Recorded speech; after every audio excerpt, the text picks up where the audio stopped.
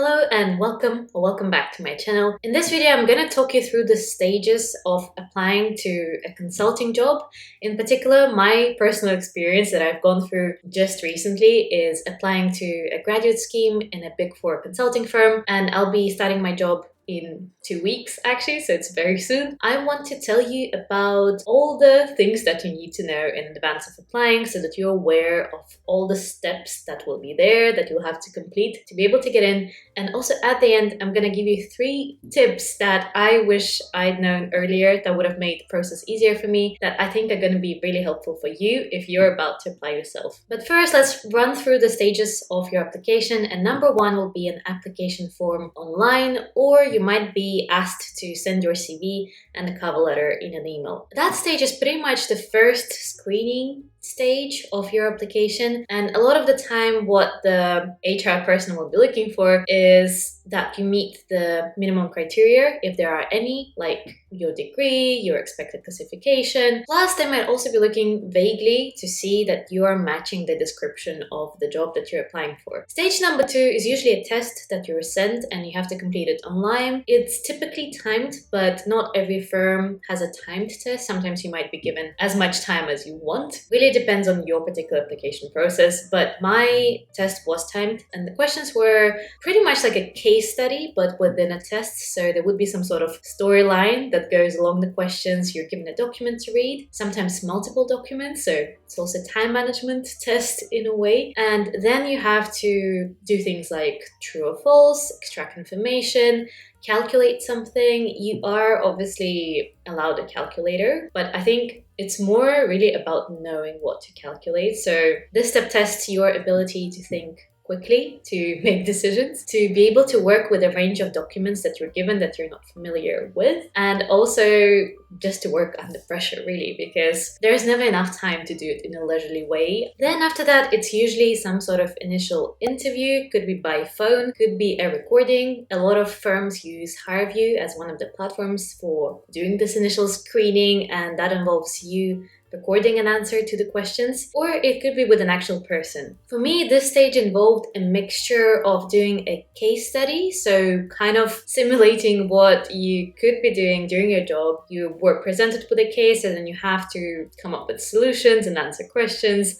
or write an email to a colleague to ask for advice if they're an expert in the area. Pretty much tasks that I could be doing as part of the job, at least that's how this stage is presented. And for me, that stage also involved some recorded answers to questions. And then finally, after that, you usually get to something called assessment center, assessment day, a combination of a group case study, an exercise, an interview with a partner or a director. Sometimes also, depending on the type of consulting you're going into, you might have a tech interview, which will test your technical skills and knowledge. For me, because I'm going into human capital consulting, I didn't have to have a tech interview, but I did have a group exercise and a final stage interview, which was with the director in my case, within the department that I was applying to. So that's a general overview. I know that consulting is kind of infamous for having a lot of stages of interviews. I think now they're doing a better job at simplifying the process, and now it's kind of a bit more obvious how many steps you have, and it's a manageable number of steps. But I do want to give you 3 tips that I wish I'd known before I started my application that I think are going to really help you, and they address all of these stages overall, but also some particular things for particular stages. So tip number 1 is when you start your application process, kind of from the very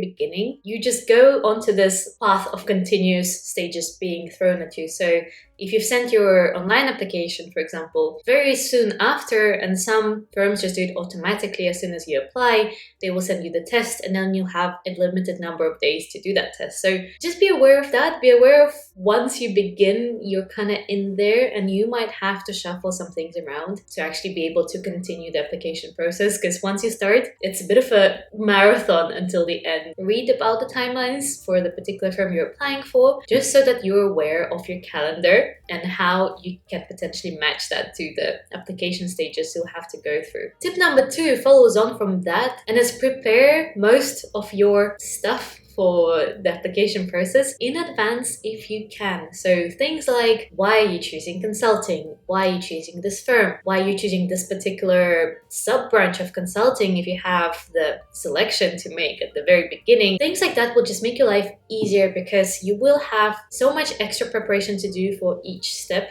that you'll have to complete along the way, that having those things kind of in your mind already will just make it less of a huge task. Because I know that I was overwhelmed. I was stressed that I wouldn't have enough time to prepare for each stage because it was so soon. Try to prepare that in advance. It will just make your life easier. Finally, tip number 3 is probably the most important and less spoken of tip, and it's that a lot of firms are starting to use AI in their HR screening process. So, for example, in my case, when it's a recorded interview situation, like I had in one of the stages, and it was AI screening me on my answers, it would be picking up on tone, potentially, facial expression. Do I smile? Do I gesticulate? Am I actively engaging when I answer? But also, very importantly, keywords. So you do have to be aware of these things in advance, because if it's AI assessing what you're saying, you have to be very aware of keywords and having them as part of your answer as much as possible, so that you stand out as the person who's matching all the boxes that they're trying to tick. If you know that it's going to be a person assessing you, it's still just as important to have keywords, but I think there's more room for different vocabulary and language. And obviously, things like that are taken into account into the algorithm and stuff, but if you read the job description and you see particular keywords that stand out to you, just try and incorporate it into your speech. That's all I wanted to share today. I'm also going to be doing videos about particular stages of the application process. I definitely will do one on the final interview, the interview with the partner or director, and I might also do one on the group case interview, because that's what I had and that was part of my assessment center thing. Do subscribe if you want to not miss that, and if you enjoyed this video, please do give it a thumbs up. And I'm doing the YouTuber thing, but it has to be done. It does help me when you do that, and I'll see you in the next one. Bye.